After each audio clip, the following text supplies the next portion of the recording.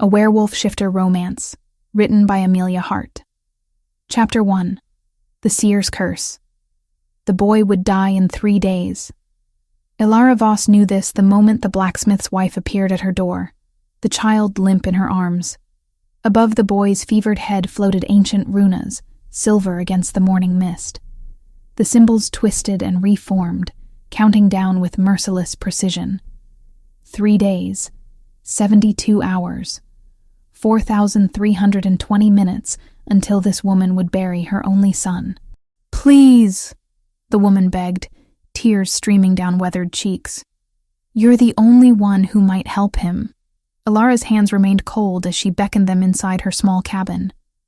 The dwelling sat at the forest's edge, far enough from the village that people could pretend she didn't exist until desperation drove them to her door.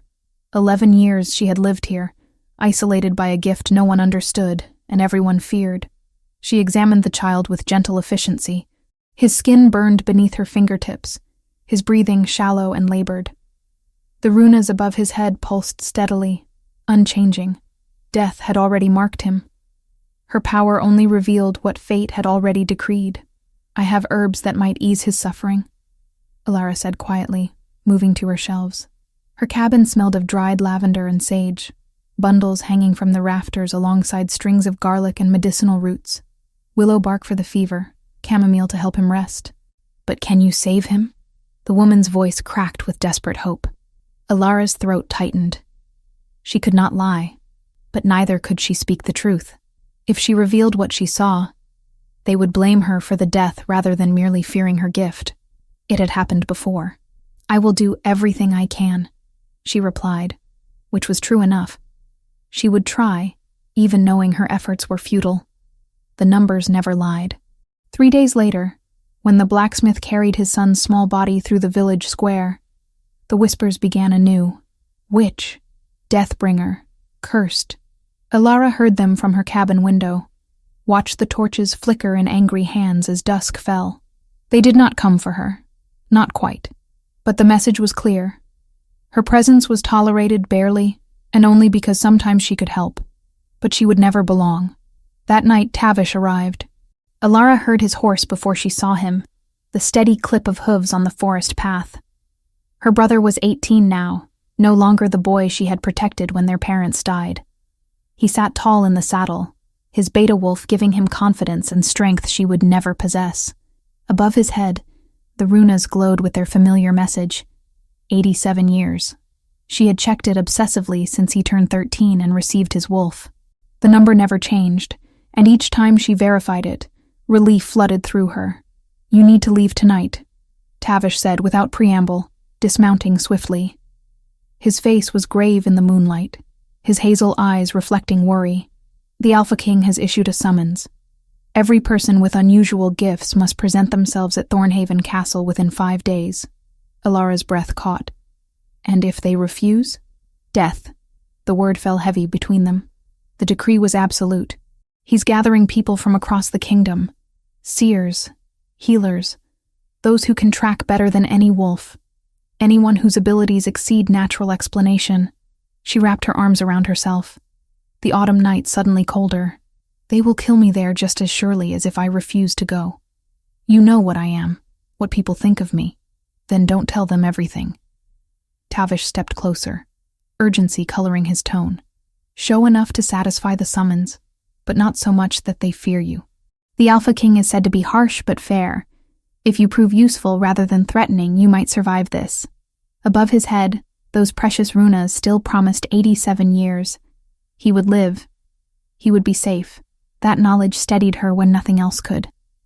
"I'll go," she said finally. "But Tavish, if something happens to me—" "Nothing will happen," he interrupted fiercely. "I'll escort you to the border of the capital territory myself. You're my sister, Ilara. I won't let them hurt you." The promise warmed her, even knowing he could not truly protect her from what awaited. He was Beta, strong and capable. But she was Omega, wolfless, the lowest rank in any pack's hierarchy. And worse than that, she carried a gift that made death itself visible. As Tavish helped her pack her meager belongings, Ilara's mind drifted to another night, another summons. She had been 12 when the power first manifested, sitting at the dinner table when Runa suddenly appeared above her mother's head. 1 week. The symbols had been clear and terrible, counting down with each passing second. "Mother," she had whispered, pointing with a trembling finger.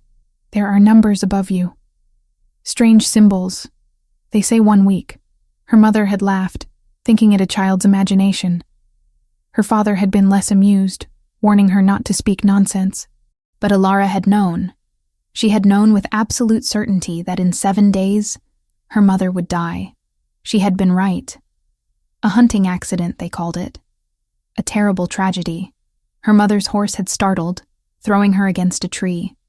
The neck had broken instantly, exactly 7 days after Ilara first saw the runas. The pack had not been kind in the aftermath. Whispers of dark magic, of curses brought upon the family by Ilara's presence. When her father could not meet her eyes without grief and perhaps fear shadowing his face, she had known she could not stay. At 13, she had left.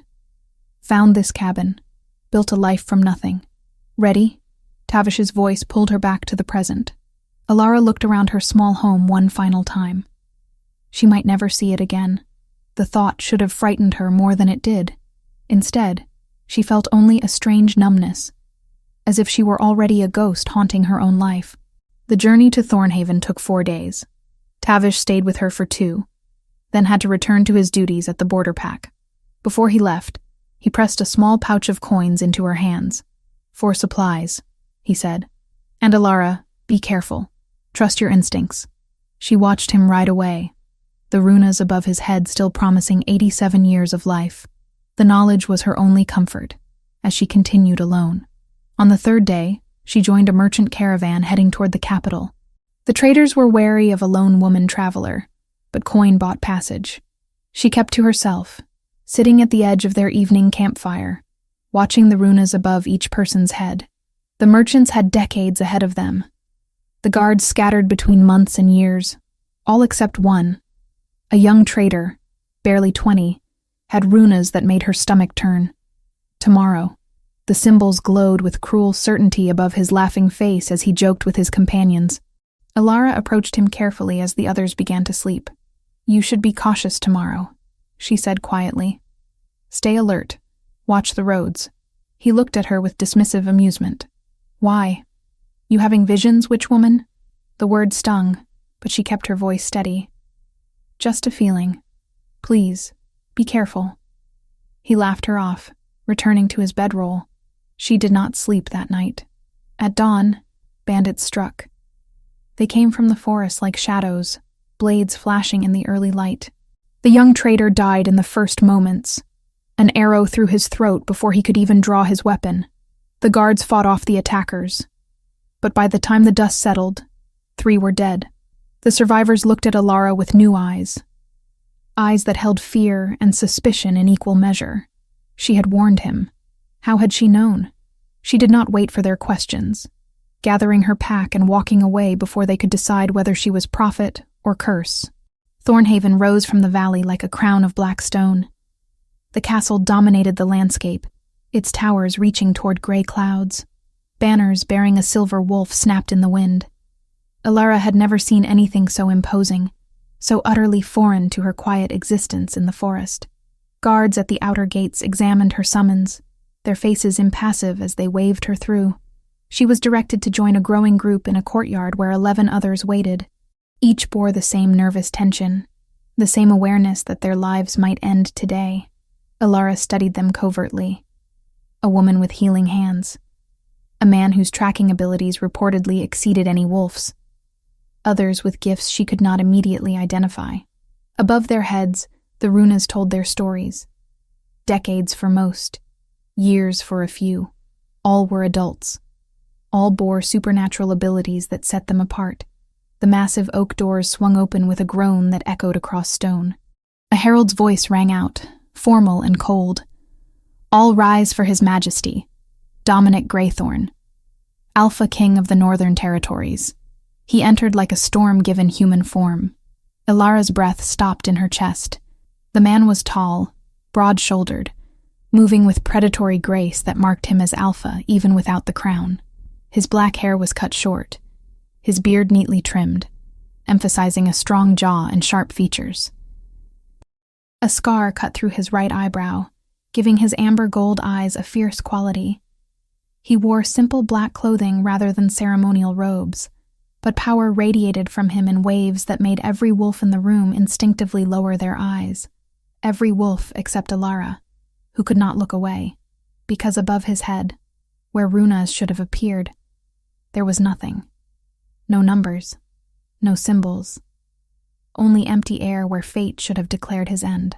For the first time in 11 years, Alara could not see when someone would die. Panic clawed at her throat. She blinked, willing the runas to appear. They must be there. They were always there. Everyone had an ending. But no matter how hard she stared, the space above the Alpha King's head remained blank. Empty.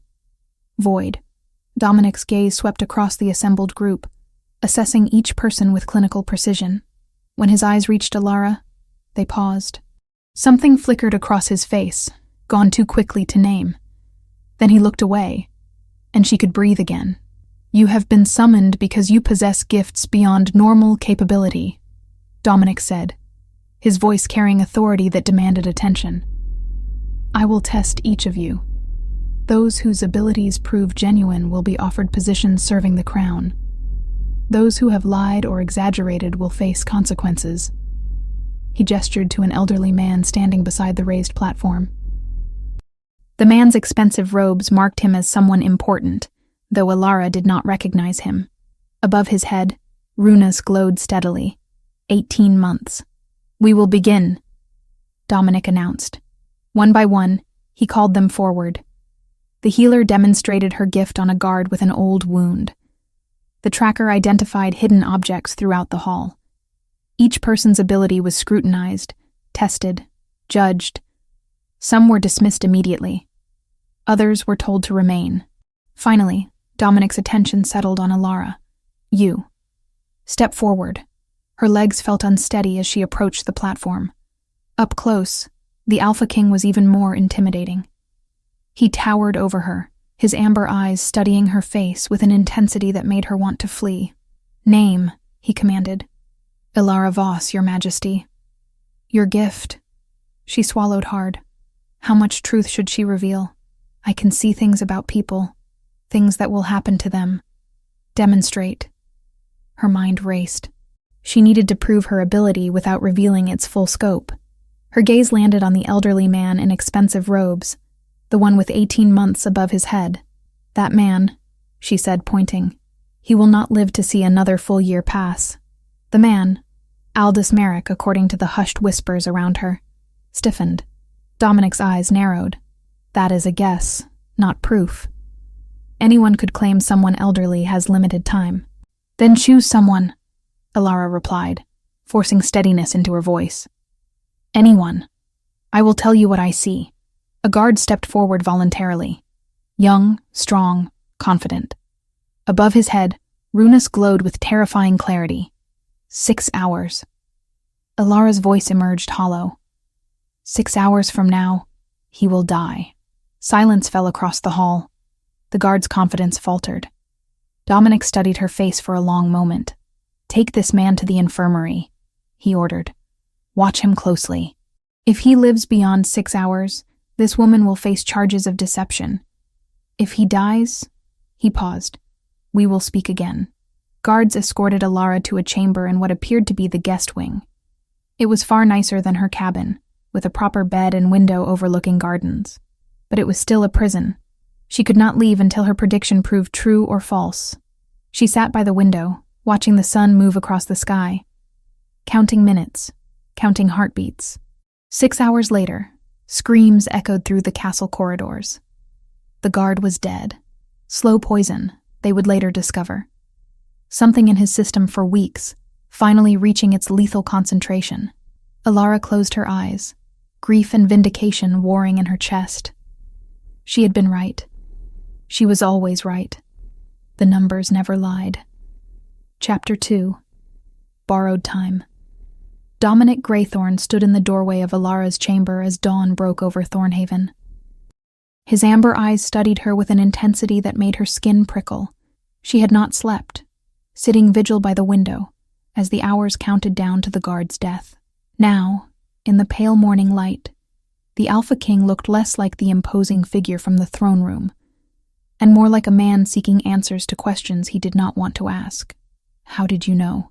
His voice was quiet, controlled, dangerous in its calm.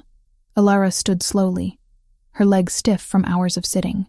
She met his gaze despite every instinct screaming at her to lower her eyes in submission. "I told you. I see things. That is not an answer." He stepped into the room, closing the door behind him. The space suddenly felt much smaller. A man is dead. Poisoned, the healers say.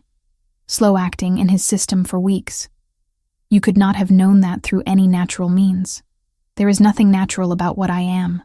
The words came out sharper than she intended. 11 years of being called witch, curse, deathbringer, had left scars deeper than any blade could make. Dominic moved to the window, standing where she had kept her vigil. "Explain it to me. Everything. How your gift works, what you see, how long you have carried this burden." Burden, not curse. The word choice caught her off guard. She swallowed hard, choosing her words carefully. "When I look at people, I see symbols above their heads. Ancient runas, written in a language I never learned but somehow understand. They show me when someone will die. Not how, not why. Just when. How long have you had this ability?" "Since I was 12. The memory rose unbidden. Her mother's face, laughing at the dinner table. The runas appearing like cruel prophecy above her head. My mother was the first. I saw 1 week above her. 7 days later, she died in a hunting accident." Something flickered across Dominic's face. Understanding, perhaps. Or pity. She could not tell which she hated more. "Your pack cast you out," he said. "It was not a question. They feared me. Said I brought death wherever I walked." Alara wrapped her arms around herself, suddenly cold despite the summer warmth. "They were not entirely wrong. I cannot change what I see. I can only watch people die, knowing exactly when it will happen but powerless to prevent it." Dominic turned from the window, his gaze sharp.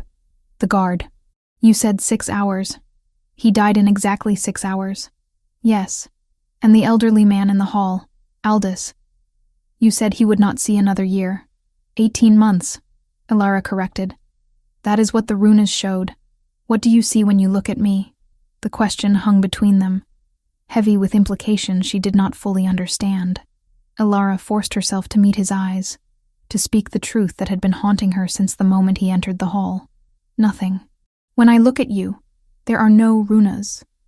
No numbers, no symbols, just empty space where fate should declare your ending." Her voice dropped to barely a whisper. "You are the first person in 11 years I cannot read." Silence stretched between them. Dominic's jaw tightened, muscles working beneath his neatly trimmed beard. When he finally spoke, his voice carried an edge of something that might have been relief or might have been dread. "You will stay here. 2 weeks. I will provide access to the Royal Library. Between your gift and the texts we have, we will determine why you cannot see me." "I am not a prisoner?" Alara asked carefully. "You are a guest." He paused at the door.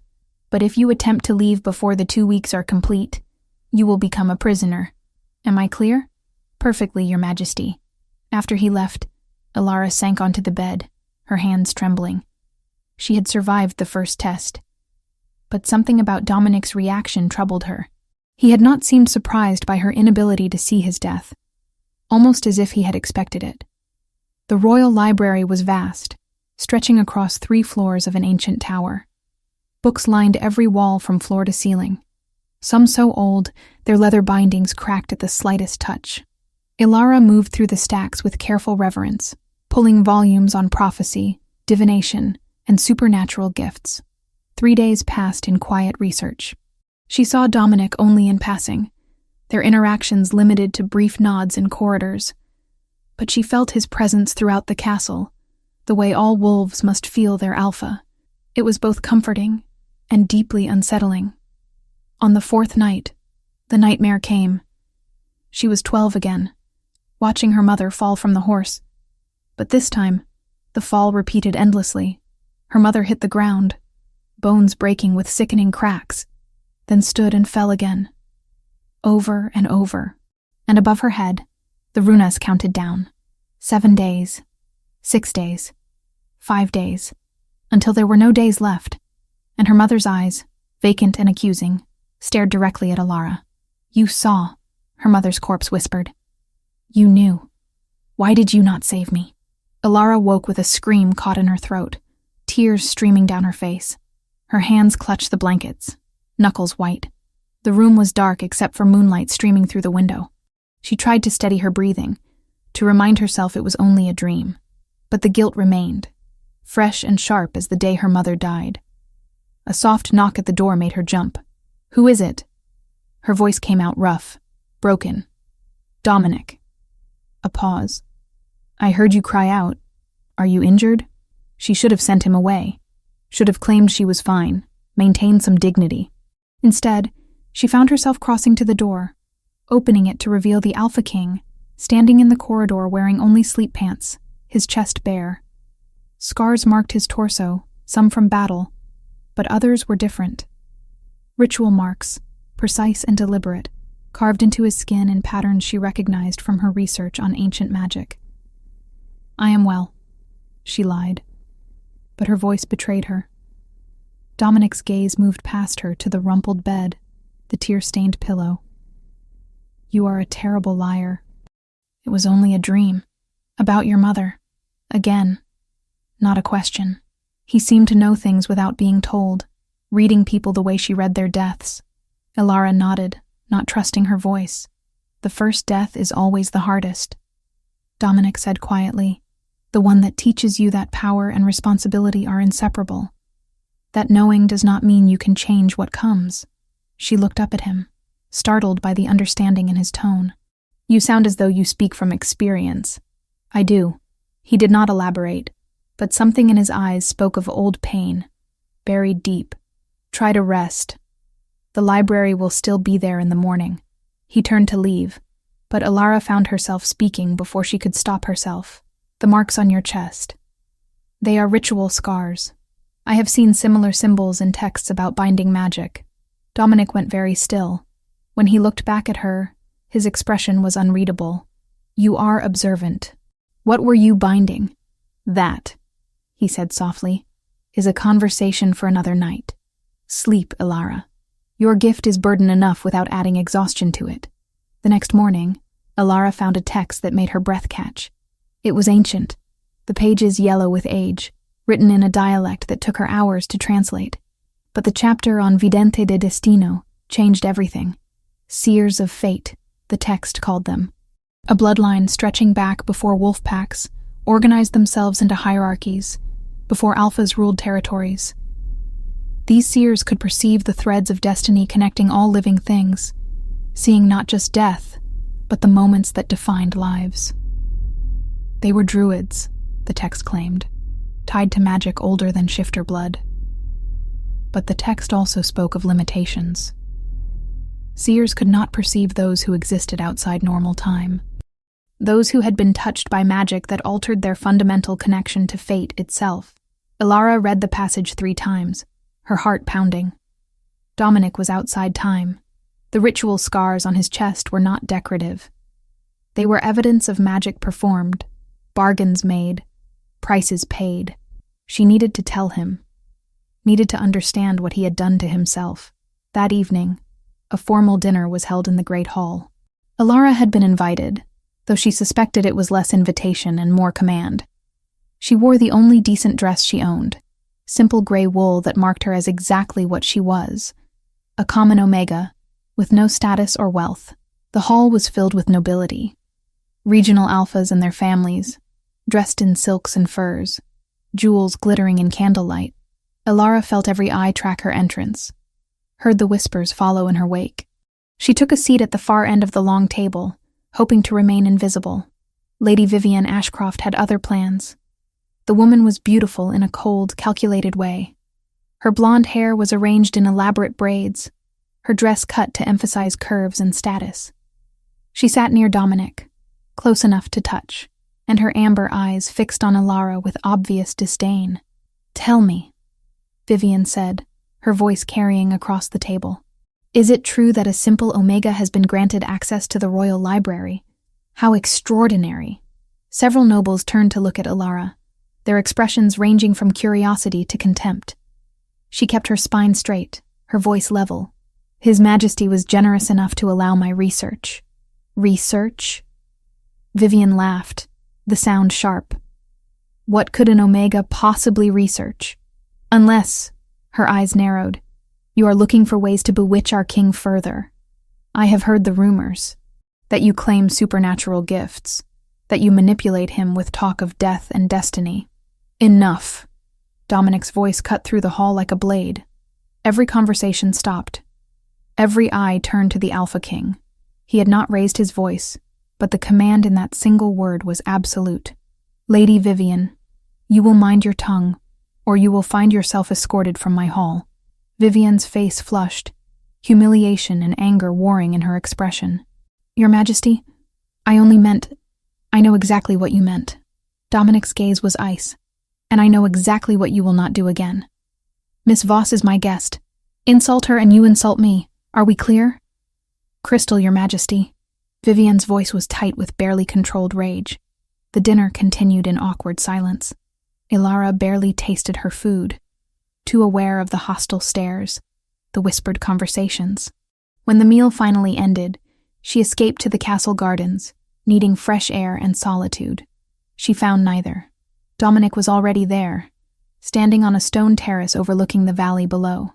The moon cast silver light across his features, softening the harsh angles. He did not turn when she approached, but his voice indicated he knew she was there. "I apologize for Vivian's behavior.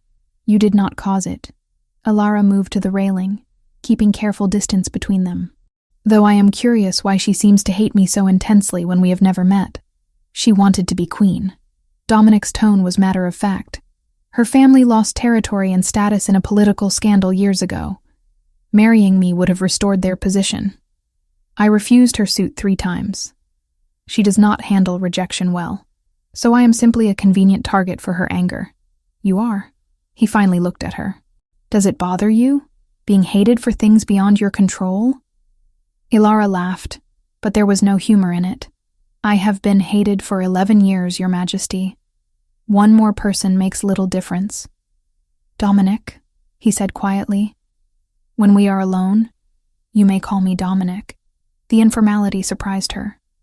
Alphas did not usually grant such privileges to Omegas, especially ones they barely knew. "Why?" "Because I understand what it means to carry a burden alone. To be feared for what you are rather than who you are." He turned fully toward her, and in the moonlight, she could see vulnerability in his eyes. "Your gift. Do you consider it a curse or a blessing?" "A prison," Alara answered honestly.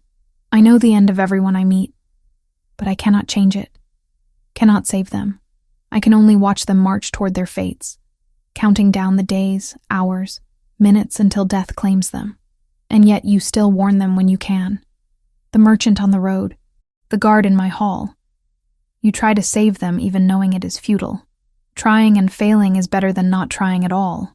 She met his eyes. "What burden do you carry, Dominic? What magic have you performed that placed you outside time?" His jaw tightened. For a moment, she thought he would not answer. Then he spoke, his voice low and rough with old pain. "That is a story for another night. But know this, Alara. Your gift may feel like a curse, but I suspect it is far more important than you realize. And perhaps together, we will discover why fate has brought you to my door." He left her there beneath the stars, his words echoing in her mind. In the shadows of the garden, neither of them noticed Aldous Merrick watching from a window above, his expression calculating as his fingers traced symbols of dark. What she had read before were counterfeit runas, borrowed numbers stitched from stolen lives. The glamour could fool a glance, not a reckoning. Staring straight into the tear his soul had made, Alara saw the truth. Not 18 months, but a mouth of darkness chewing through time itself. Magic in the air. Deep in the castle, Alara's brother Tavish received new orders. a transfer to the capital, a position in the royal guard. When he arrived 3 days later, Ilara felt relief flood through her at the sight of his familiar face. Above his head, the runas still promised 87 years. At least one person she loved would be safe. Chapter 3. Blood and Revelation. The urgent knock came 3 days after Tavish's arrival.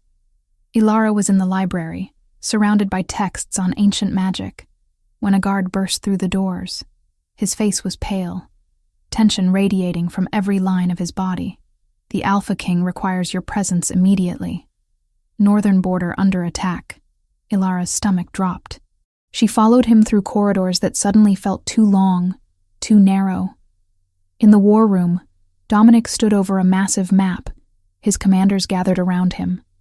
Above each soldier's head, runas glowed with their allotted time. Decades for most, years for some. But warfare had a way of changing those numbers, and Ilara's gift could not account for choices not yet made. Shadow creatures, Dominic was saying, his voice clipped and commanding. They emerged from the northern forest 3 nights ago.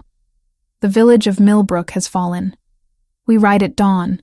Ilara stepped forward before she could stop herself. Take me with you. Every head in the room turned toward her. The commanders looked shocked. Dominic's amber eyes narrowed dangerously. Absolutely not. My gift could save lives, she pressed, keeping her voice steady despite the weight of all those stares. I can see which soldiers are in greatest danger. Guide you to minimize casualties. You cannot fight. You have no wolf.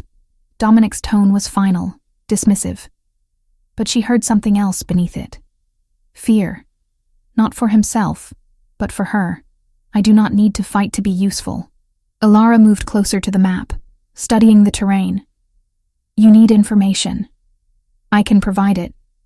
Unless you would prefer to march blind into battle, losing men you could have saved. The words hung in the air between them. One of the commanders, a grizzled beta with silver threading through his dark hair, cleared his throat. The Omega makes a valid point, Your Majesty. Intelligence wins battles as surely as strength. Dominic's jaw worked beneath his beard.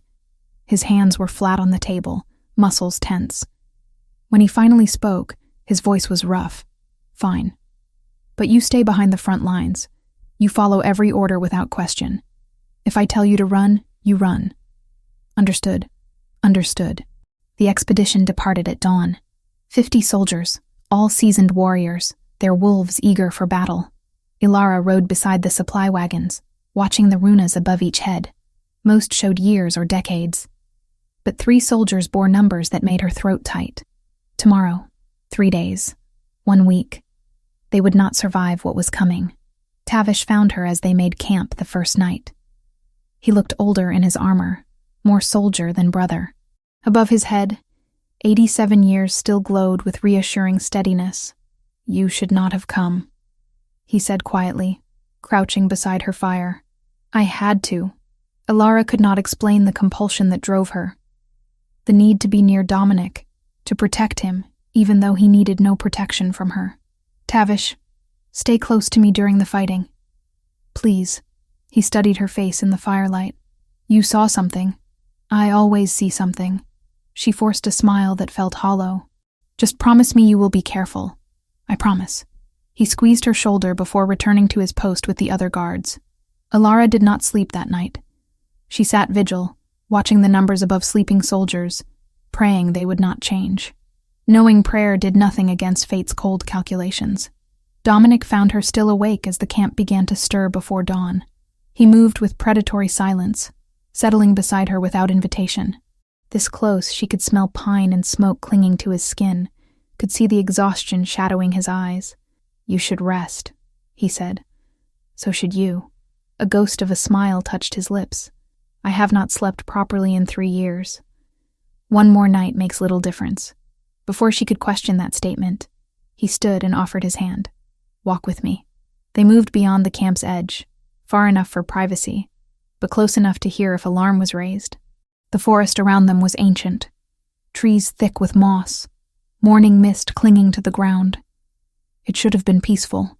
Instead, Ilara felt only dread coiling tighter with each step. The soldiers you have been watching. Dominic said without preamble. "The ones whose time is short. Tell me which they are." She should have known he would notice. "I cannot. If you change your strategy to protect them specifically, you might endanger others. The future is not fixed until the moment arrives. Any action I take to prevent one death might cause 3 more. You carry terrible knowledge." His voice was soft, almost gentle. "No wonder you chose isolation. It chose me." Ilara wrapped her arms around herself against the morning chill. "I never wanted this gift. Never asked to watch people die, counting down their final moments while they laugh and love and live, unaware that fate has already marked them." Dominic stopped walking. When she turned to look at him, something raw and honest shone in his eyes. "I know what it means to carry the weight of death, to make choices that haunt you, knowing lives hang in the balance of your decisions. The difference is, you are helpless to change what you see. I am cursed with the opposite problem. Too much power, too many choices, all leading to the same inevitable end." "What end?" "That," he said quietly, "is a story for after the battle. Survive what is coming, Ilara. Then I will tell you everything." The attack came at midday. Shadow creatures poured from the forest like smoke given form. They were twisted things, wolves corrupted by dark magic, their eyes burning with unnatural fire. The soldiers shifted with practiced efficiency, wolves meeting wolves in a clash of fangs and fury. Ilara stayed behind the lines as ordered, but her eyes tracked every movement. The soldier marked for tomorrow fought near the eastern flank. She saw the creature lunging for his exposed throat, saw the exact moment his fate would seal. "Eastern flank," she screamed. "Pull back." Dominic's wolf, massive and silver-gray, redirected mid-battle. He crashed into the attacking creature, driving it away from the doomed soldier. The man stumbled backward, alive. For now. The battle raged. Ilara shouted warnings until her voice went hoarse, guiding Dominic through the chaos with desperate urgency. They saved most, but not all. The soldier marked for 1 week fell beneath 3 creatures, his death scream cutting through the din. Then she saw it. A soldier fighting near the command post, runas above his head shifting from 3 days to now. The change happened in an instant, fate adjusting to new circumstances. He would die. Right now. Unless... Ilara ran without thinking. She crashed into the soldier just as a shadow creature lunged, claws extended. They hit the ground hard. She felt the creature's fetid breath, saw its jaws descending toward her throat. Then, a silver-gray wolf slammed into the monster with bone-crushing force. Dominic's wolf was enormous, radiating dominance and rage. He tore into the creature with savage precision, each strike calculated to kill. Blood sprayed across Ilara's face as the shadow beast fell. More creatures converged on them. Dominic stood over her, snarling challenge at anything that approached. His wolf's eyes met hers for one impossible moment, amber gold burning with something that transcended animal instinct. Recognition. Fear. Possession. Mine, those eyes said. Mine to protect. Guards rallied to their king. The creatures were driven back, forced to retreat into the forest's depths. As the last shadows fled, Dominic's wolf turned and left without looking back. Ilara remained on the ground, her hands shaking, her heart racing so fast she thought it might burst from her chest. Tavish pulled her to her feet. "Are you hurt?" "No." The word came out breathless. "I am fine," but she was not fine. She could still feel the weight of Dominic's wolf standing over her, could still see that look in his inhuman eyes. Something had shifted between them in that moment of violence and protection, something that terrified her. The camp that night was subdued. They had won, but victory tasted of ash and blood. 7 soldiers dead, 12 wounded. It could have been worse. Ilara knew it could have been so much worse, but the weight of those 7 deaths pressed against her chest, making it hard to breathe. She sat alone by the medical tent, watching healers work on the injured. None of them bore runas indicating imminent death, but trauma had a way of changing the numbers. She could do nothing but wait and watch. "You saved that soldier's life." Dominic's voice came from behind her. He had shifted back to human form, dressed in simple clothes, blood still staining his skin. He moved stiffly, favoring his left side, wounded, though he would never admit it. I could not save the others.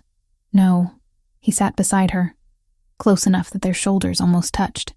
But you saved many who would have died without your warnings. That counts for something. Ilara turned to look at him properly. In the firelight, exhaustion carved deep lines around his eyes. But something else was there too, something softer than she had seen before. You protected me, she said quietly. You could have died. I would do it again. The words were simple, absolute. The moment I saw you in danger, nothing else mattered. Not strategy, not the battle, just you. Her breath caught. Why? Dominic was quiet for a long moment. When he spoke, his voice was rough with emotion barely contained. Since you arrived at my castle, something has been changing inside me. I have felt nothing but cold emptiness for 3 years, existing without truly living, going through motions without purpose. Then you appeared, and suddenly I am feeling things I thought I had lost forever. Anger, fear, hope. He paused. Desire. Ilara's pulse thundered in her ears. Dominic, I know you are Omega. I know you have no wolf. I know 100 reasons why this is impossible. His hand found hers in the darkness between them, fingers intertwining. But when that creature lunged for you, I understood something with absolute clarity. I would burn this kingdom to ash before I let anyone harm you. The confession hung between them, raw and honest. Ilara knew she should pull away, should remind him of the gulf that separated their ranks. But his hand was warm in hers, and his eyes held something that looked devastatingly like hope. Tell me, she whispered. Tell me why I cannot see your death. Tell me what you sacrificed. Dominic's grip tightened. Then slowly, he began to speak. 3 years ago, a portal opened on the northern border. Not shadow creatures, but something worse. Demons from a realm beyond our world, hungry to devour everything. My father tried to seal it using his life, but the magic required more than life. It required future. All possible futures, every path not yet taken, every choice not yet made. My father had lived most of his life. His future was limited, so I offered mine instead. Ilara's throat closed around words that would not come. I stood before that portal and gave up every tomorrow I might have had, every path, every possibility, every fate the universe held for me. The portal sealed. The demons were banished. But I was left existing outside of time's normal flow. I have no destined death because I have no destined anything. I am unmoored from fate itself. The ritual scars, Ilara breathed. Yes, the price of salvation. His voice dropped lower. And every day since, I have felt myself drifting further from humanity. Emotions fading, connections weakening. I feared that one day I would wake as something else entirely, something cold and hollow, wearing my face but containing nothing of who I once was. Until I came. Until you came. He turned fully toward her, his free hand rising to cup her cheek. You make me feel, Ilara. For the first time in 3 years, I want something beyond mere duty. I want to live, not just exist, and that terrifies me more than any demon ever could. She should have pulled away, should have reminded herself that Alpha Kings did not want wolfless Omegas, that this moment was temporary insanity born of battle and blood. Instead, she leaned into his touch and kissed him. Dominic froze for a heartbeat. Then his hand slid into her hair, pulling her closer. The kiss was not gentle. It was desperate, hungry, the culmination of weeks of tension and denied attraction. His mouth moved against hers with an urgency that stole her breath, his tongue tracing her lower lip before deepening the kiss. When they finally broke apart, both breathing hard, Dominic rested his forehead against hers. This changes everything, he said. I know. I cannot offer you a normal life. Cannot promise you safety or certainty. My existence is borrowed time, and anyone who stands beside me inherits that danger. Ilara smiled despite herself. I have been dangerous since I was 12 years old. At least now I will have company. He laughed, the sound rusty but genuine. Then his expression sobered. "We will find a way. Together. Your gift brought you to me for a reason. I have to believe that." As they sat together in the firelight, Ilara looked at the space above his head where Runus should have been. Empty. Void. But for the first time, that emptiness did not feel like absence. It felt like possibility. They would find a way to anchor him back to time, to give him a future worth living. She had to believe that too, because the alternative, losing him to the same fate that claimed everyone she had ever tried to save, was unthinkable. Chapter 4. Shadows and Accusations. The journey back to Thornhaven took 3 days. Ilara rode beside Dominic now. Their relationship shifted into something neither could name, but both felt with startling intensity. They did not speak of the kiss, but it lingered between them in every glance, every accidental touch. The soldiers noticed. Tavish noticed. And in the shadows of the camp each night, Aldous Merrick noticed most of all. The counselor had accompanied the expedition, advising on matters of territory and law. Ilara had paid him little attention before, focused as she was on the battle and Dominic's revelation. But now, watching him move through camp with oil-smooth grace, she felt unease crawl beneath her skin. There was something wrong about Aldous, something that had nothing to do with the 18 months. For a heartbeat, the symbols above the counselor looked too perfect, lacquered, almost painted on glass, before settling into neat, reassuring lines. Ilara dismissed the prickle along her spine as nerves. Later she would know better. Some fates gleam because they've been polished to hide the rot beneath, glowing above his head. On the second night, as guards changed shifts and most slept, Ilara rose from her bedroll. Sleep evaded her, her mind churning with questions about Dominic's sacrifice and what it meant for both their futures. She walked to the edge of camp, seeking solitude beneath the stars. A council meeting was being held near the command tent. She had not intended to eavesdrop, but voices carried in the still night air, Dominic's deep rumble, the beta commander's measured tones, and Aldous, his voice smooth as poisoned honey. "The Omega has proven useful," Aldous was saying, "though one wonders at the wisdom of keeping such power close to the throne. Seers have been known to manipulate those they advise. Miss Voss has done nothing but help." Dominic's response was cold. "She saved lives today. Of course, Your Majesty. I meant no disrespect." A pause. "I merely suggest caution. Power attracts power, and not all gifts come without strings attached." Ilara's hands clenched. She should walk away, should not listen to whispered poison. But something kept her rooted in place. The meeting ended shortly after.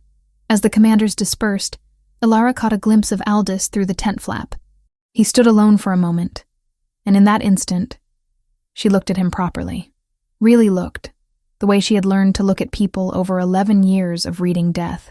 Above his head, where Runus should have glowed with their promise of 18 months, there was emptiness, but not the neutral void she saw above Dominic. This was different, darker. A black hole that seemed to swallow light rather than simply lacking it. Corruption made visible, though only to her cursed eyes. Her breath caught. She knew that darkness, had read about it in texts describing those who sold their souls to forbidden magic.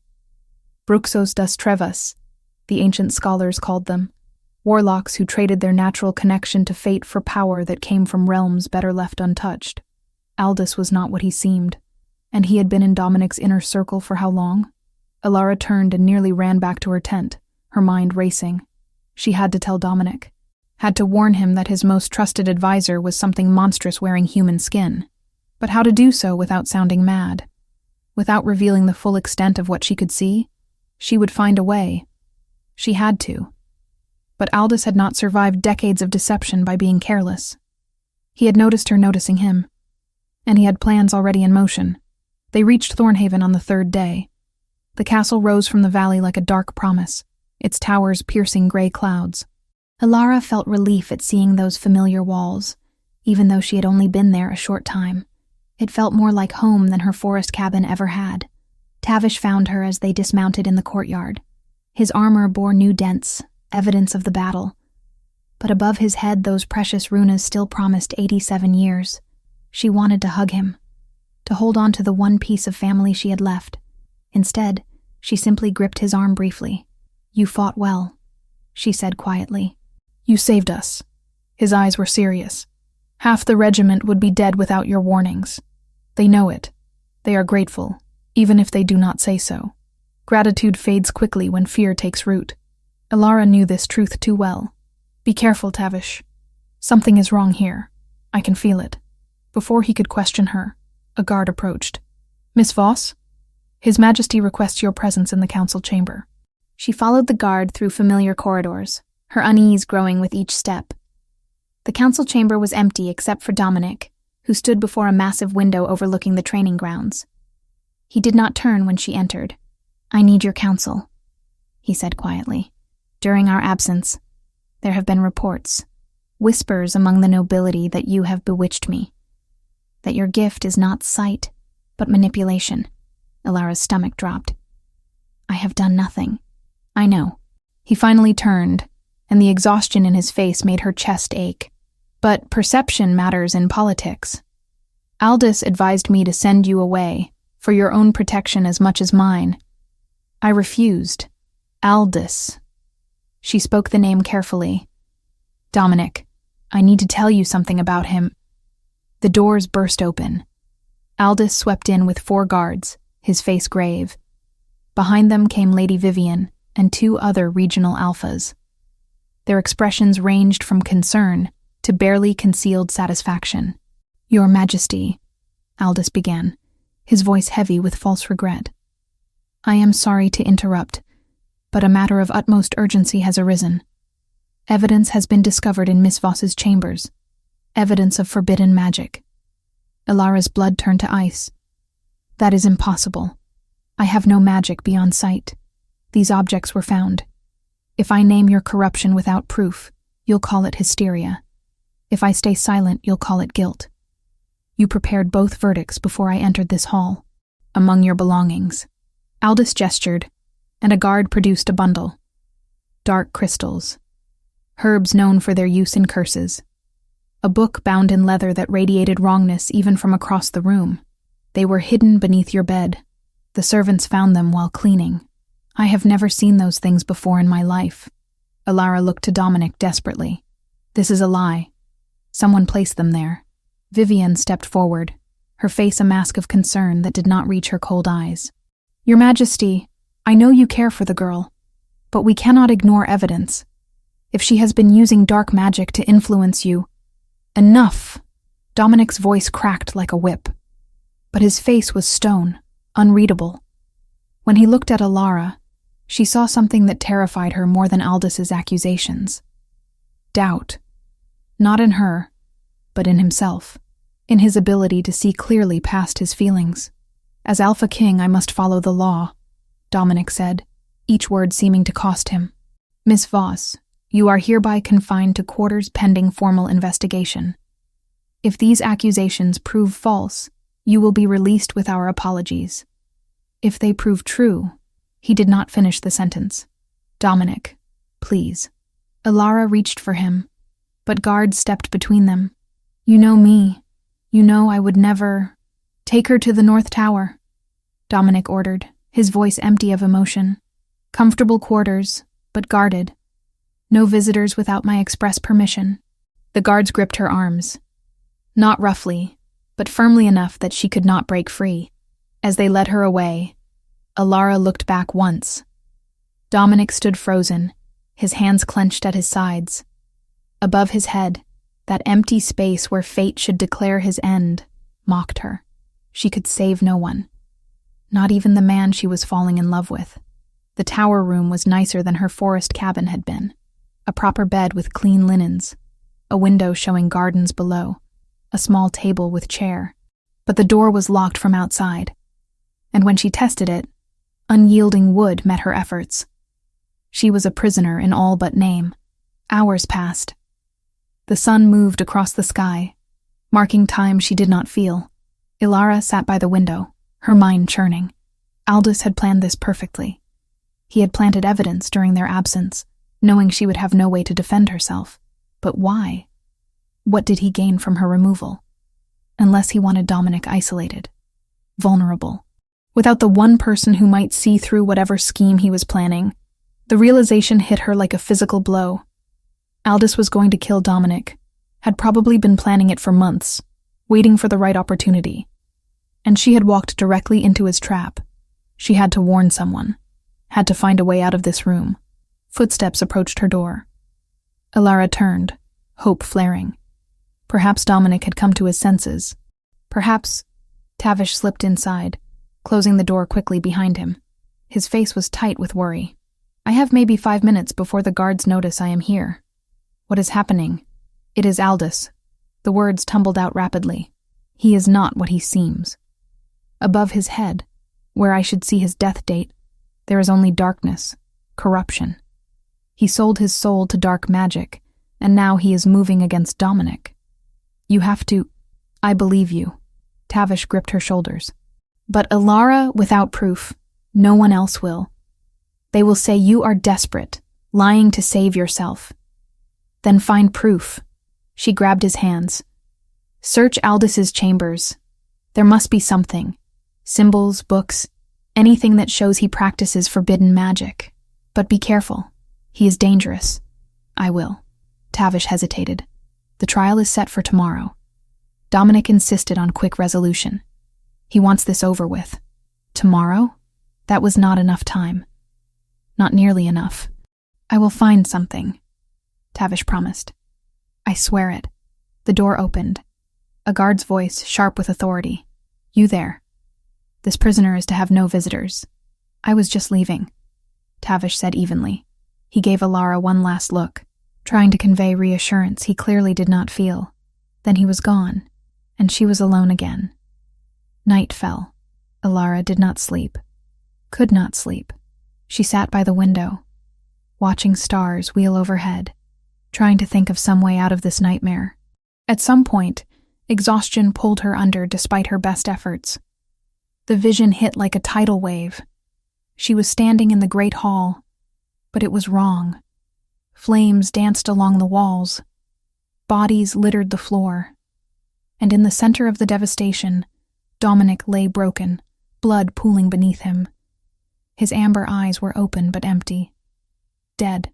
Above his head, for the first time since she had known him, runas appeared. Not a date. Just a single word in that ancient language she understood without knowing how. Now, Elara woke screaming. Her hands clutched the blanket, sweat soaking her skin. The vision had felt different from her normal sight, more visceral, more immediate, as if her gift was evolving, trying to show her not just when people would die, but how to prevent it. The bond.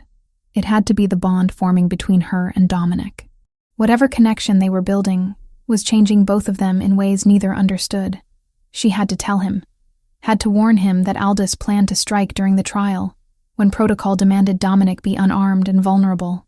But when dawn came, and guards brought her a simple breakfast, they refused to send word to the king. "His Majesty is preparing for the trial. He cannot be disturbed." "Please," Elara begged. "Just tell him I need to speak with him. 5 minutes. That is all I ask. No visitors. No messages." The guard's face was not unkind, but his orders were absolute. "I am sorry, miss." The day crawled toward noon, the time of the trial. Elara paced her room, desperation clawing at her throat. She tried the window, but it was too high to jump without breaking bones.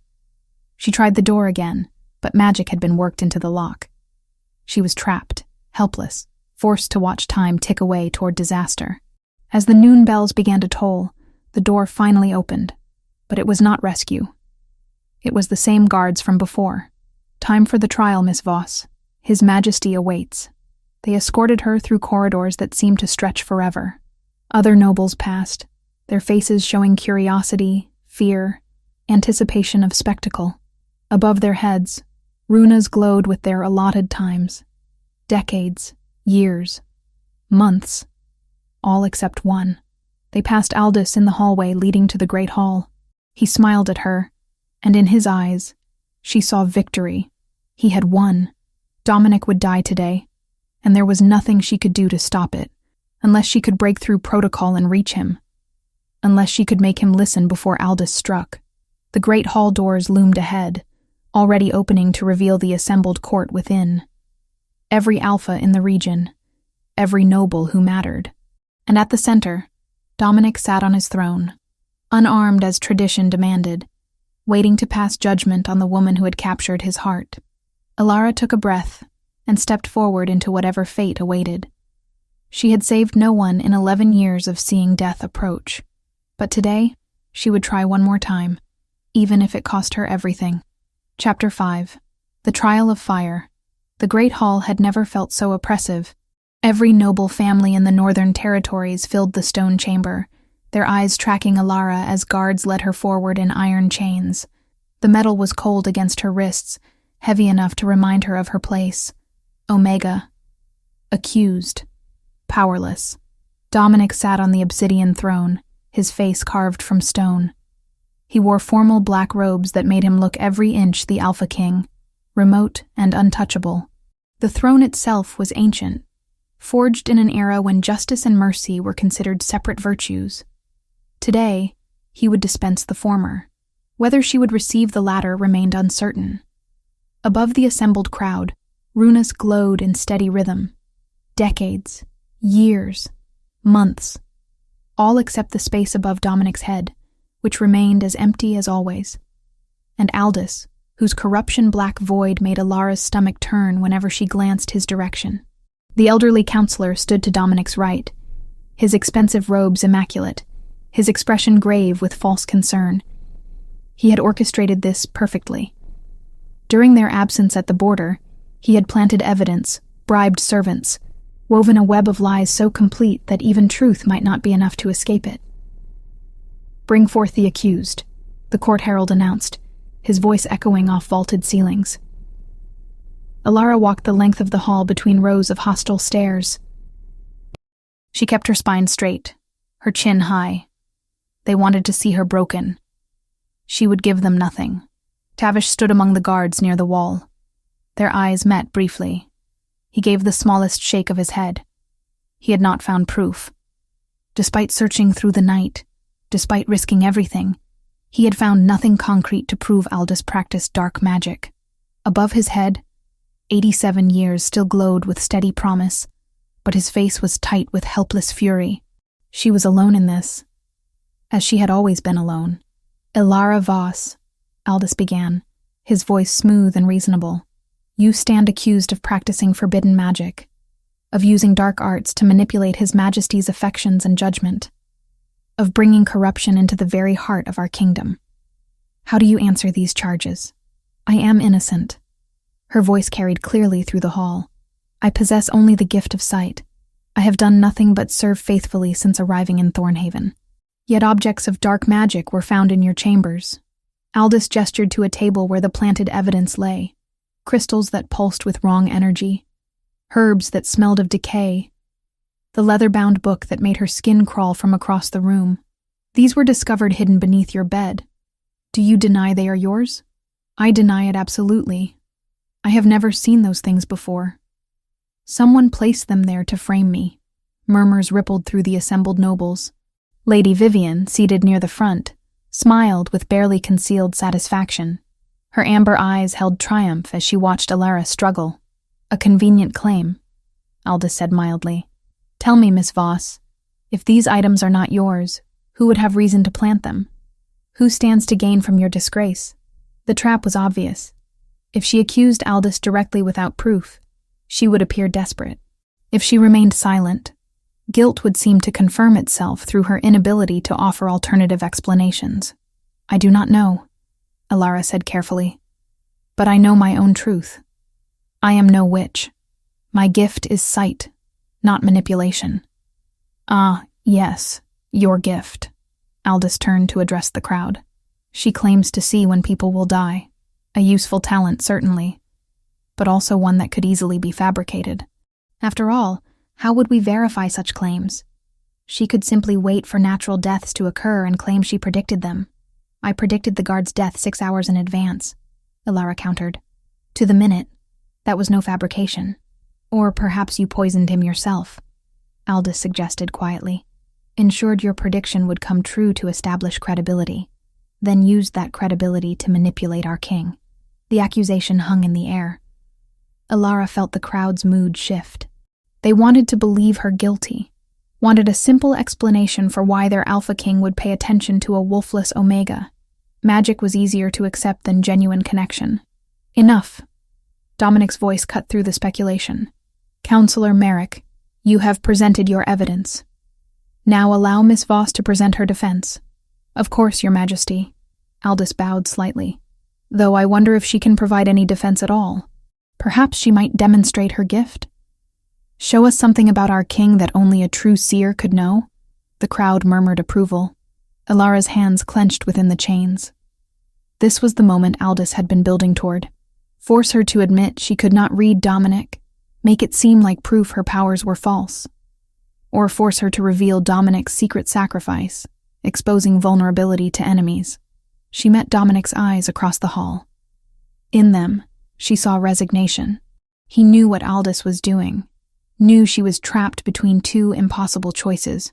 I cannot read the Alpha King, Alara said clearly, not because my gift is false, but because he is different.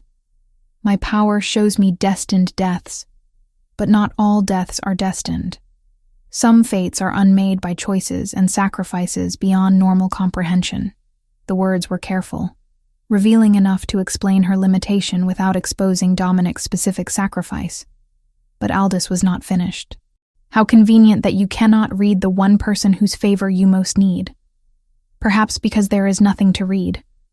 Perhaps because your gift is entirely... The air shattered. Aldous' hands moved in patterns that left dark trails, symbols appearing in the air like wounds in reality. The hall shuddered. Ancient magic, prepared weeks ago and hidden in the stone itself, roared to life at his command. A portal ripped open behind the throne. Not the smaller rifts that let shadow creatures through, but something massive. Something that should not exist in this world. From its depths poured nightmares, creatures of pure darkness, twisted wolves with too many limbs, beings that hurt to look at directly. Chaos erupted instantly. Nobles screamed. Guards drew weapons. The creatures fell upon them with inhuman hunger. You see? Aldous' voice carried over the pandemonium, his false concern replaced by cold satisfaction. The Omega has brought corruption upon us. Her dark magic has opened this portal. She must be destroyed, but Alara was already moving. The chains had been forged to hold Omega strength, nothing more. Fear and desperation combined into something beyond normal limits. She yanked hard, feeling bones grind, and the chains snapped.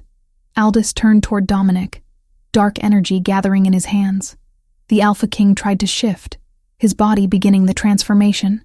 Then he froze, caught in mid-change.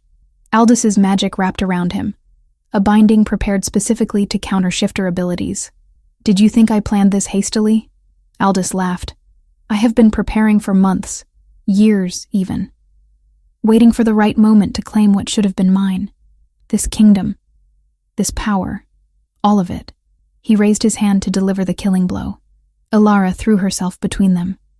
The dark magic hit her square in the chest. Pain exploded through every nerve, burning cold that spread like poison. She felt it consuming her from within, devouring life itself to fuel dark purposes.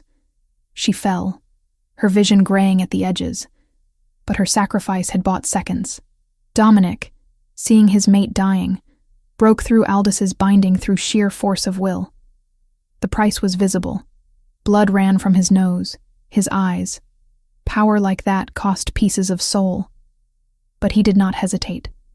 The transformation completed in a heartbeat. Dominic's wolf was massive, silver-gray fur rippling over muscles built for dominance. His amber eyes burned with rage that transcended human understanding.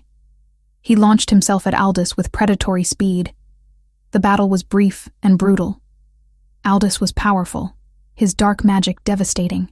But Dominic was Alpha King, and Aldous had just struck his mate. There was no contest. Teeth found throat.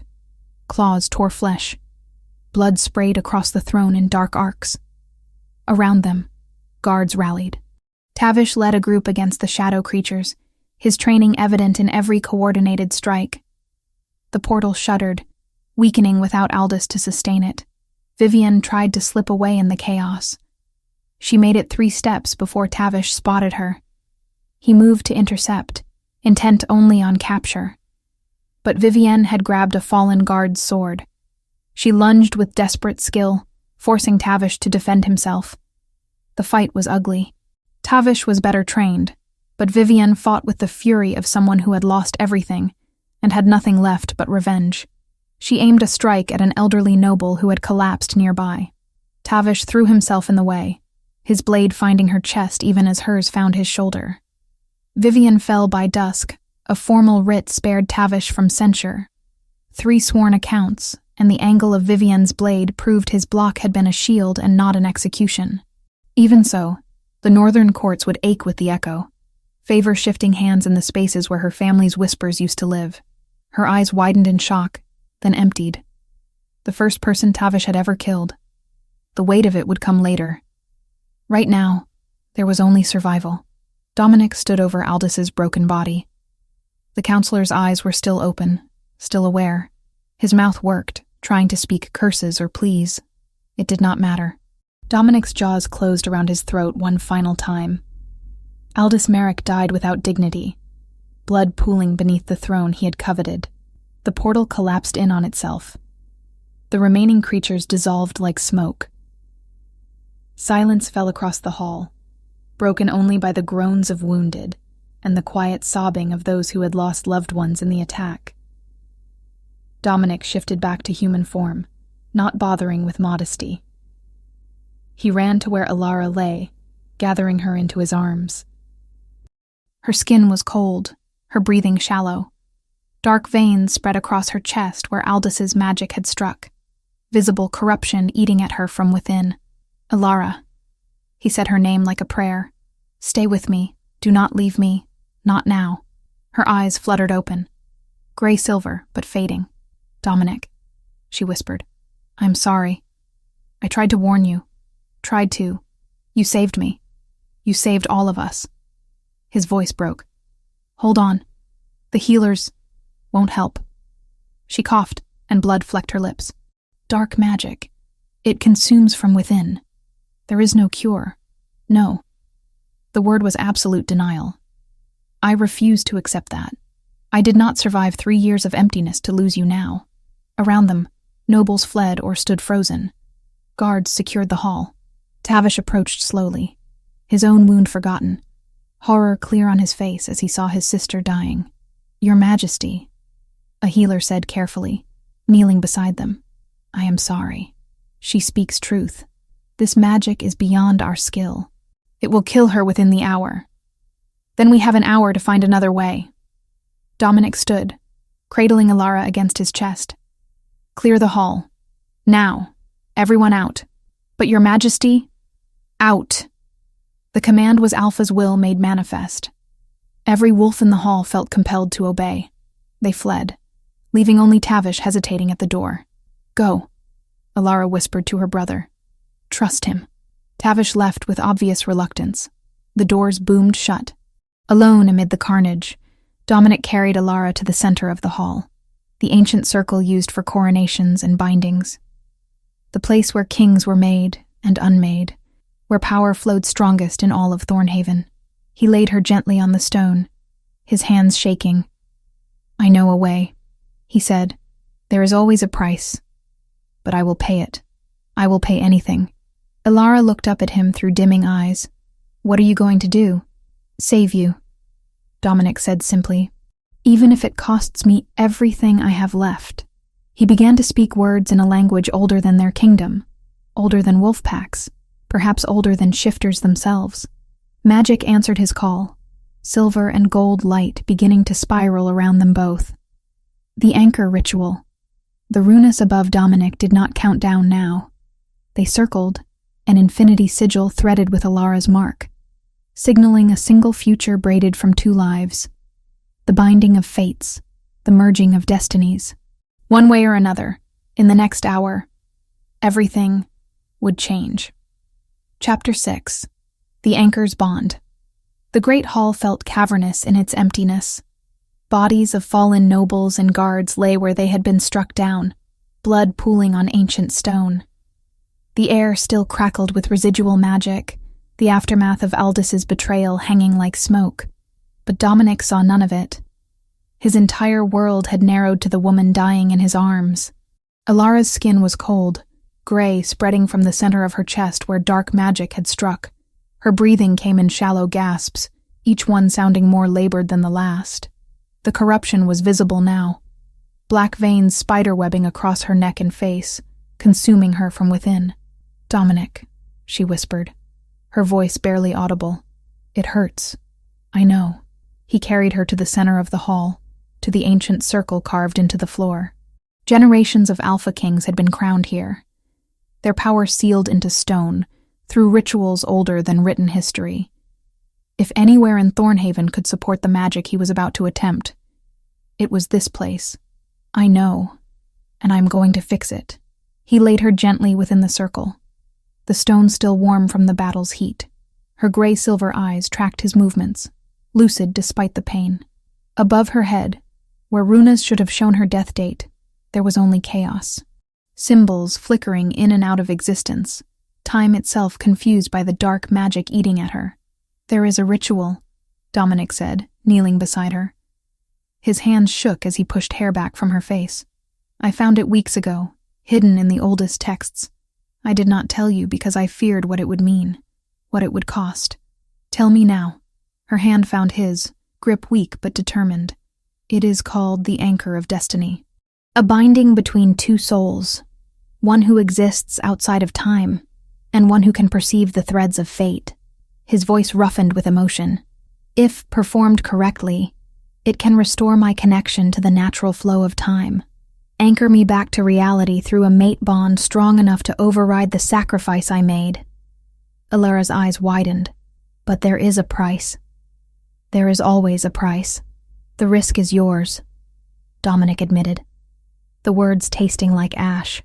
"The ritual requires blood, consent, and the marking of mates. But dark magic is already killing you, and this is the only way to expel it. If we succeed, we both live.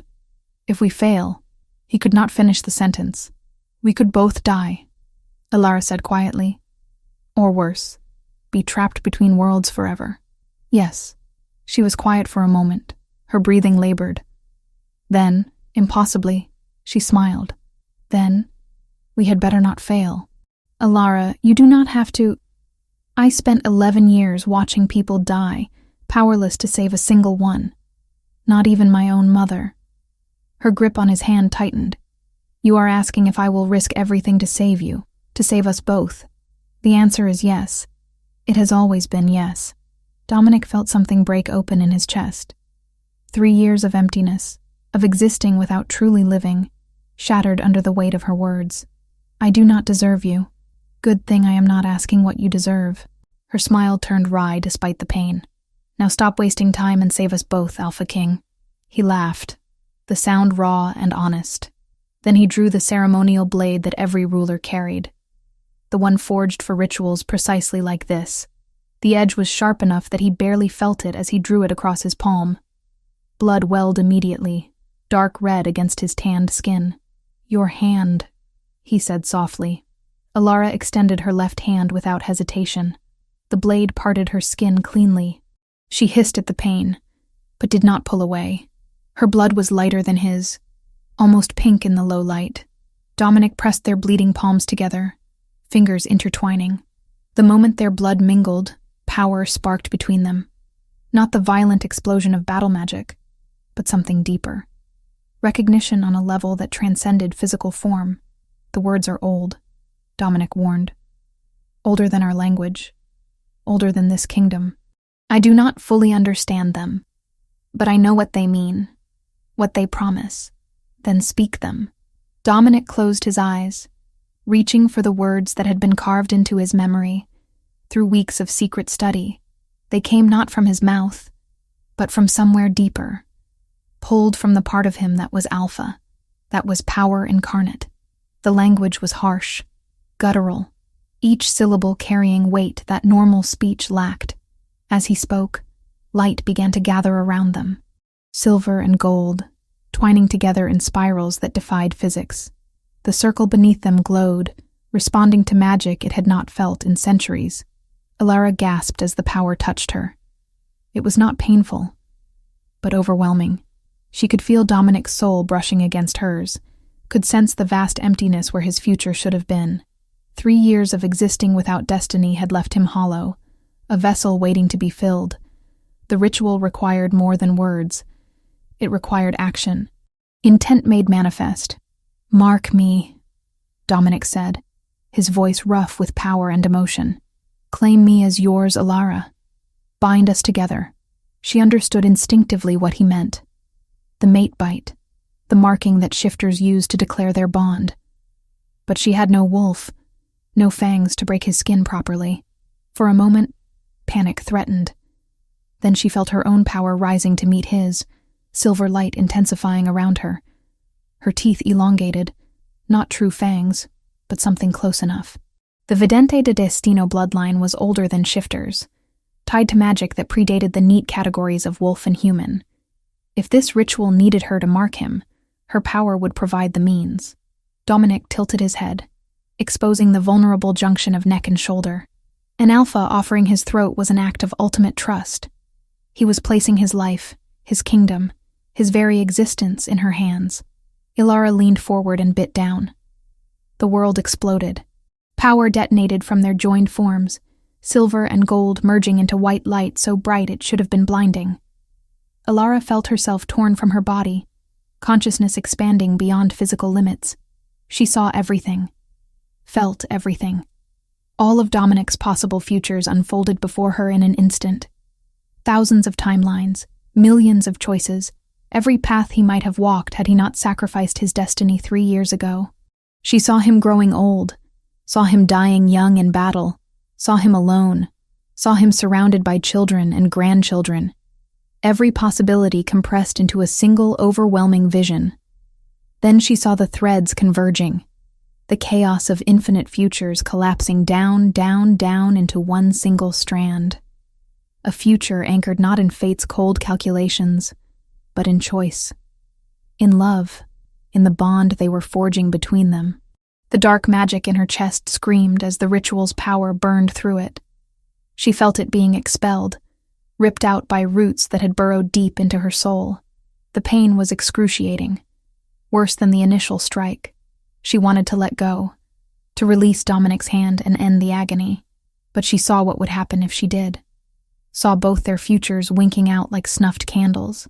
So she held on, gripping his hand hard enough to feel bones grind, and poured everything she had into the bond forming between them. Dominic's voice joined hers in a scream that was not entirely human. He felt her dying, felt the dark magic trying to consume the woman who had become his entire world. Every instinct demanded he shift, fight, destroy the threat, but the only way to save her was to remain exactly as he was, anchored in place, letting the ritual do its work. Time lost meaning. Seconds or hours might have passed. Finally, mercifully, the light began to fade. The power spiraling around them gradually dissipated, sinking back into the stone circle that had contained it. Their voices cut off simultaneously, leaving them gasping in sudden silence. Alara collapsed against Dominic's chest. Her hand was still clasped in his, their blood dried and mingling.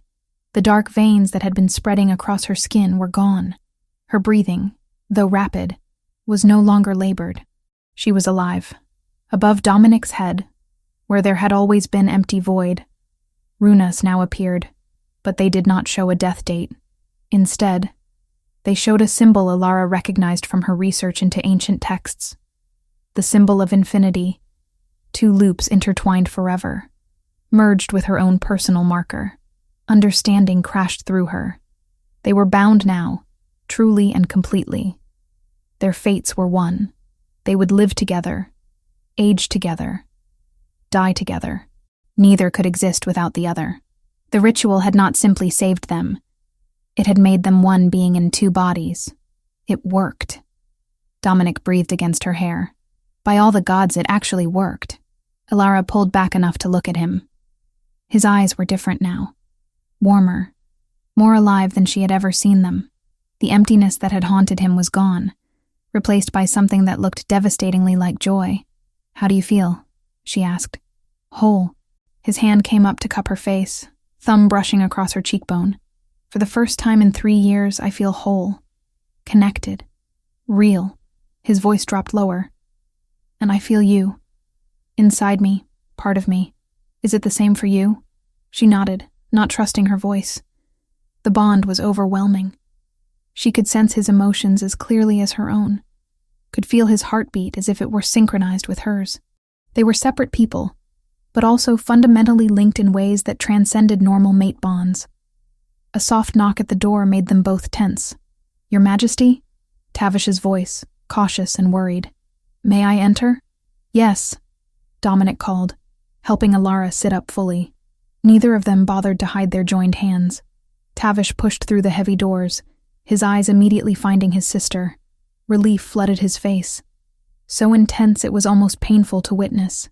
He had killed someone today, had watched Alara nearly die. The trauma was written in every line of his body. "You are alive," he said, voice rough. "Both of you." "We are." Alara extended her free hand toward him. "Come here." Tavish crossed the hall quickly, kneeling beside them. Up close, she could see blood on his armor, a wound on his shoulder that had been hastily bandaged.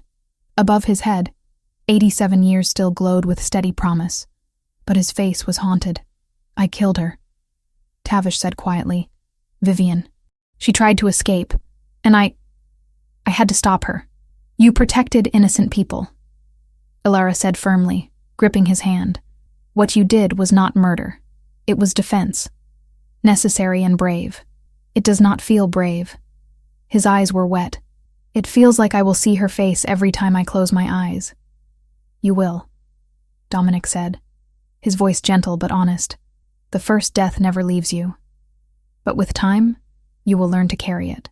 To understand that sometimes terrible choices are the only choices we have." Tavish nodded, not looking comforted but perhaps understanding. He looked between them, noting their joined hands, the ritual circle beneath them. "What happened here?" "We bound ourselves," Alara explained simply. "Dominic saved my life by anchoring his fate to mine. We are mates now, in every sense of the word." "Then I am glad." Tavish managed a weak smile. "You deserve happiness, sister, even if it comes in strange forms." "What of the hall?" Dominic asked, reluctantly releasing Alara's hand to stand. He pulled her up with him, keeping her close. "The creatures, the conspirators, all contained," Tavish reported, rising as well. "The portal closed when Aldous died. The remaining shadow creatures dissolved shortly after. We have captured 3 nobles who were clearly in league with him. Lady Vivian is dead. The regional alphas are demanding an audience to understand what transpired." "Let them demand." Dominic's voice carried alpha authority. "They will wait until I am ready to address them. First, we tend to our wounded and honor our dead, and determine what to do about us," Alara added softly. Looking at Dominic, she saw her own uncertainty reflected back. They had bound themselves in the heat of desperation, but now they had to face the political reality of an alpha king mated to a wolfless omega. The nobility would not accept it easily. "We face it together," Dominic said, as if reading her thoughts. Through the bond, perhaps he had. "Whatever comes, we face it as one." It was both promise and warning. Their lives had changed irrevocably in the space of an hour. The trials ahead would test them in ways neither could yet imagine. But for now, standing in the ruins of the great hall with her brother beside her and her mate's hand firm in hers, Alara allowed herself a moment of simple gratitude. She was alive. Dominic was alive. The bond between them thrummed with strength and possibility. Above Dominic's head, that infinity symbol glowed softly, a reminder that some fates once chosen could never be unchanged. She found she did not mind at all. Chapter 7. The Kingdom Transformed. The weeks following Aldous' death transformed Thornhaven. Dominic moved through the castle with renewed purpose, his presence no longer hollow but vital. Through their bond, Alara felt his relief at being anchored back to time, at having a future to work toward instead of drifting through borrowed moments. Tavish struggled differently.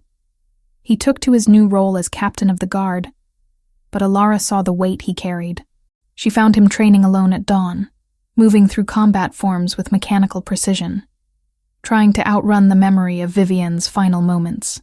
"You saved people," Alara told him one morning, watching from the training yard. "That was the choice you made." "I know." Tavish's voice was hollow. "Knowing does not make it easier." "No," she agreed softly, "but it becomes bearable." The castle began implementing changes. Dominic declared new protections for Omegas, establishing rights previously denied. A sanctuary was established for those with unusual gifts, a place where people like Alara could study magic without fear. Nobles grumbled, but none dared challenge their king. Investigators discovered Aldous' correspondence hidden in sealed chambers, letters written in code to the Kingdom of Valthorn, plans laid out over months. The conspiracy extended further than they had initially understood. Valthorn had wanted Greyholm weakened, vulnerable for invasion. "They will try again," one of Dominic's commanders warned during a council meeting.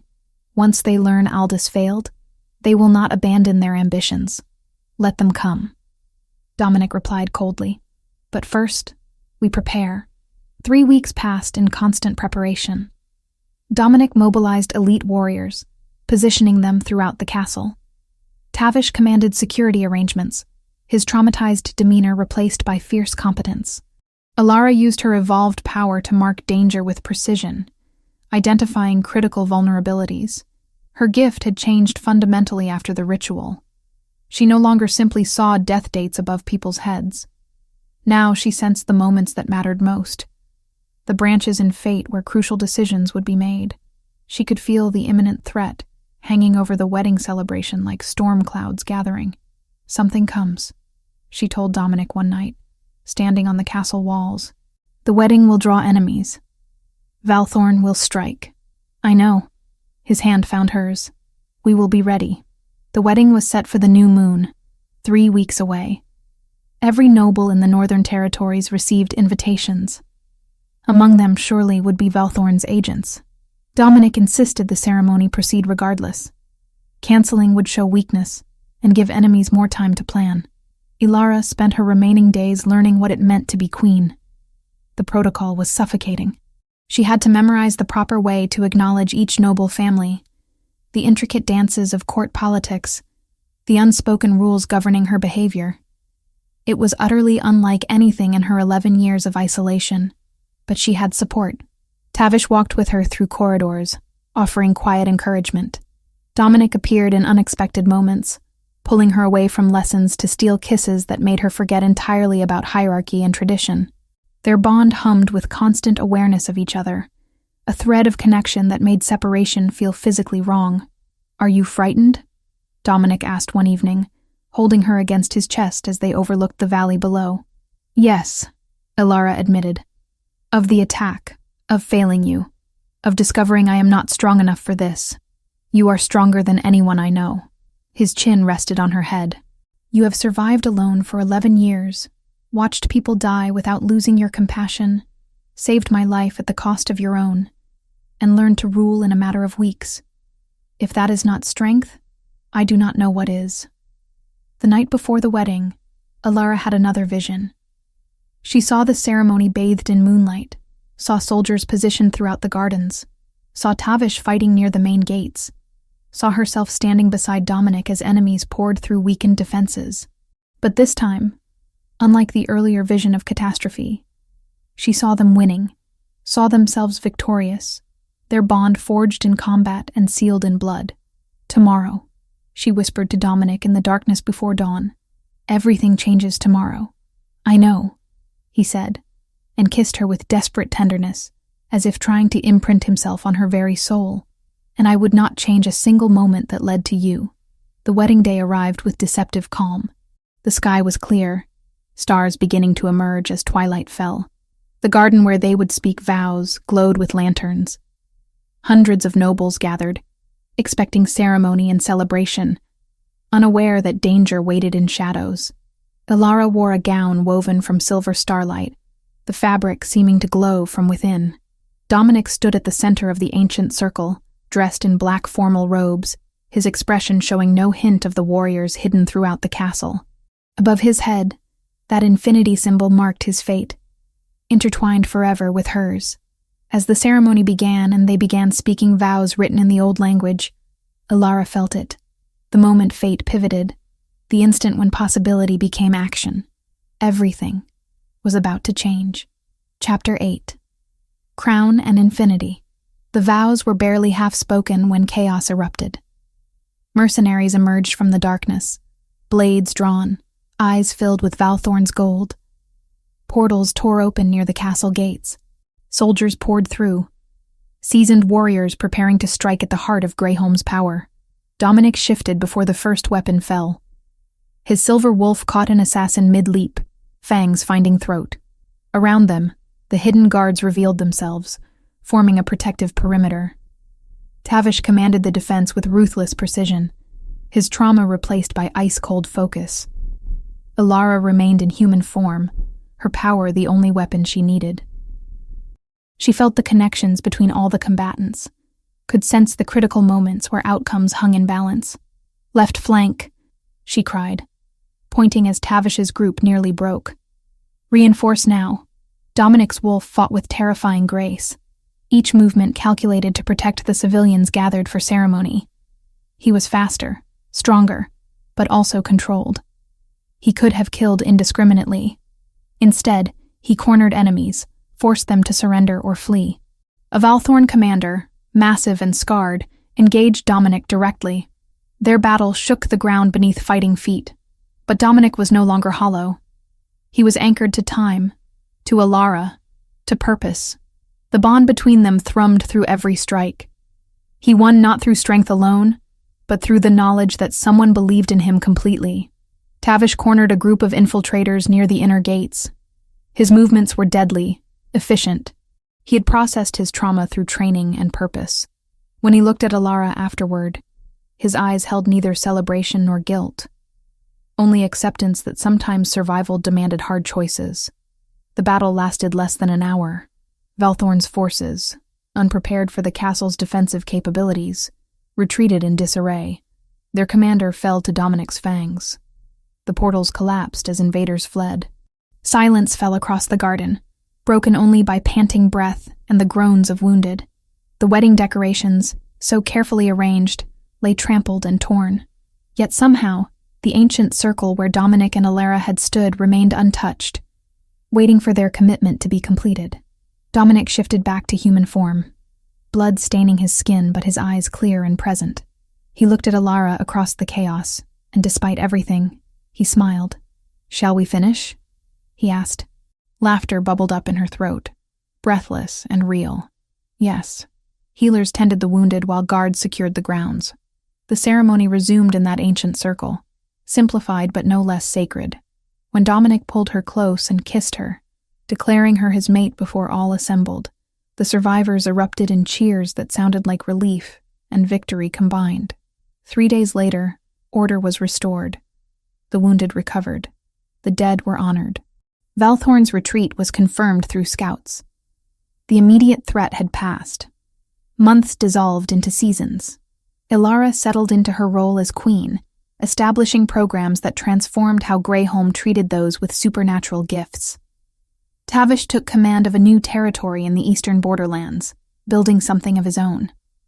Above his head, 87 years still glowed with steady promise. Dominic governed with a gentleness that surprised the nobility. He was still alpha, still commanded absolute authority, but there was warmth to him now. The bond with Ilara kept him grounded, kept him feeling. He would never be entirely comfortable with emotion, but he no longer fought against it. A year after the wedding, Ilara stood in the castle gardens, one hand resting on her swollen belly. The child growing inside her carried blood from both their lines. Alpha and Vidente merged into something new. Dominic found her there as the sun began its descent toward evening. He wrapped around her from behind, one hand covering hers on their child. "Any visions about this one?" he asked softly. "Not about death," Ilara said, tilting her head to look up at him. About life, about choices and possibilities. This child will have power, but not the curse I carried. Something different. Something better. What do you see? I see. She paused, reading the threads of destiny. 87 years.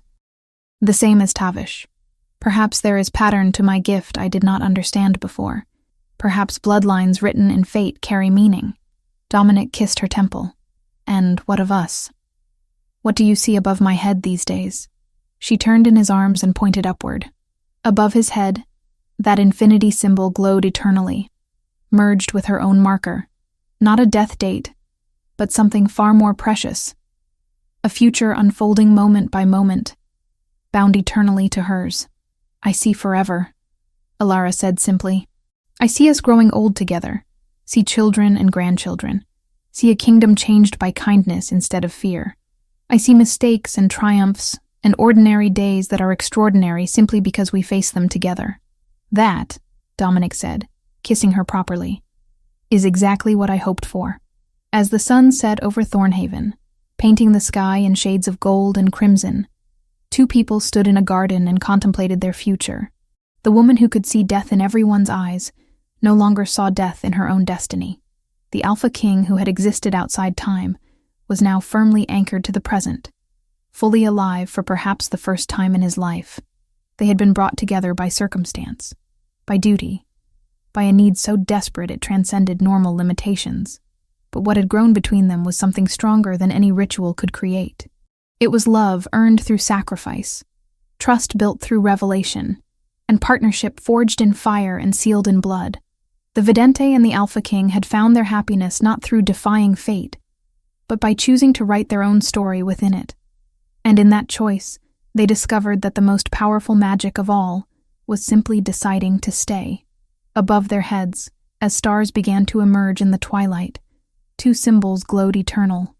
Infinity merged with infinity, forever intertwined. The end.